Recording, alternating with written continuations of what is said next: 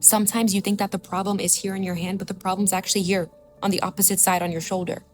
God knows what he's doing when he's healing you. So maybe to you it doesn't make sense. You're like, God, why are you touching this if I'm suffering in this area? God knows what he's doing. I know you're watching this and you're questioning God. You're like, why am I still hurting? Why haven't I healed yet? Shouldn't I be over this by now? Why do I still react to the same things? Healing doesn't always feel fast. Actually, most of the time, healing feels so slow. It's okay to be honest with him, but also yourself. He's not shocked by your pain. He's not surprised by your reaction. Psalms 34:18 says, the Lord is close to the brokenhearted and saves those who are crushed in spirit. Even when you feel weak, God is with you. That's when he's the closest to you. And in that closeness to him, that's where real healing begins. And I know we all hear it, but healing is not linear. That's a lie. Some days feel like progress is happening. Some days you're like, whoa, I didn't react to that. And I used to, but other days you're gonna have a reaction that's like 10 times stronger than the ones you used to have. Healing, real life, reality. And it's gonna feel like you're back at square one, but that doesn't mean that God has forgotten about you or that you failed. You're human. You're not a robot. Think of it like this. God is shaping you like clay. You're clay in the potter's hands.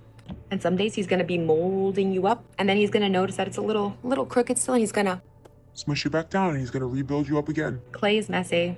Being a potter is messy. But if you're going to think about this story in the Bible, you also have to remember where he turns around and says the clay ask the potter what he's doing? Do we as humans question God what he's doing? Asking him, it's like, oh, are you sure I'm supposed to heal this way? Every setback, every tear, every moment of doubt, you're being refined, you're being made new, you're being built again. And sometimes you got to knock things down to build them up again. Sometimes God has to create a new foundation. God didn't create you to ignore your feelings. Get that out of your head. You're not supposed to act like you're okay. It's okay to feel sadness, anger, loneliness. God has created those feelings. They're not negative. They're necessary. They're necessary to your process of healing. Feeling doesn't mean failing.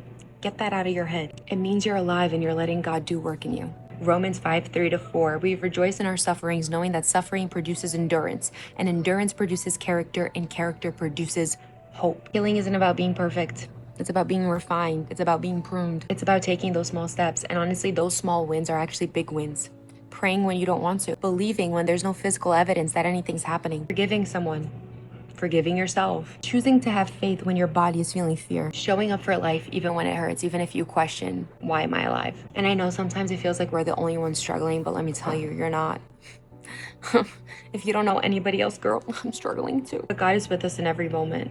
He's with us in the boat, and we hear it all the time, but you need to hear it until you believe it, that you're not alone. He sees every tear. He wipes every tear from your eyes. Think about how beautiful that is. Even in the waiting, even when you don't get it, he's moving, he's working. He hasn't forgotten about you, and he has not abandoned you. The Bible tells us that father and mother can abandon you, but I, the Lord, would never abandon you. Let that sit. So if you're watching this and thinking, I'm not okay yet, you know, the abuse happened 3 years ago, but I'm not okay. My parents left me when I was 10 years old, but I'm still not okay. I want you to hear this. It's okay that you're not okay. It's okay that you feel like you haven't fully healed yet. I bet that you aren't in the same space that you were a year ago.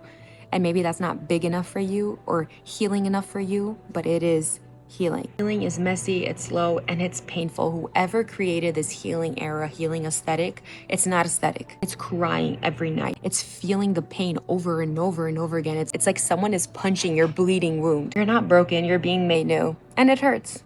But there's beauty in that, because God doesn't want you to keep living the same way that you've been living. He wants you to be actually healed. He doesn't want to give you temporary fixes. He wants to give you the real thing. And sometimes your bleeding wounds have bandages on them that need to have surgery. Sometimes you think that the problem is here in your hand, but the problem's actually here on the opposite side on your shoulder. God knows what he's doing when he's healing you. So maybe to you it doesn't make sense. You're like, God, why are you touching this if I'm suffering in this area? God knows what he's doing. Does the clay question the potter? Does the clay question the potter? Part one of my book lays the foundation for this exact topic. And then in part two, I will be getting into the actual healing process. So you know how we end around here. Jesus loves you, and I do too.